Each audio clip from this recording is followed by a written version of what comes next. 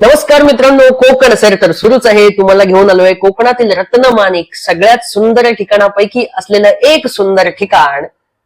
कोणतं बरं? नाव घेऊन सांगतो. गणपती बाप्पा मोरया, मंगलमूर्ती मोरया. नाही नाही नाही, अजून गणेशोत्सवाला सुरुवात आहे कोकणातल्या.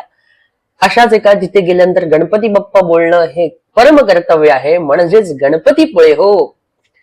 इथल्या सोनेरी किनाऱ्यांवर आणि निसर्गरम्य समुद्रात देवाच्या चरणांची प्रकाशरूपी अद्भुत छटा दिसते बरं का. गणपतीपुळे म्हणजे फक्त समुद्र आणि बीच नाही, इथं इतिहासात आणि चमत्काराचं गूढ लपलंय. ही गणपतीची मूर्ती कोणी घडवलेली नाही बरं का, ती स्वयंभू आहे. काही जुन्या लेखांनुसार ही मूर्ती सुमारे 400 वर्षांपूर्वी इथं उगम पावली. पण हिचं वैशिष्ट्य म्हणजे ती पश्चिमेकडे तोंड करून बसलेली एकमेव जगातील मूर्ती आहे. गणपतीपुळेचा समुद्र साधा नाही बरं का. इथं वाळूंचा रंग आणि पाण्याचा नूर ऋतूनुसार बदलतो.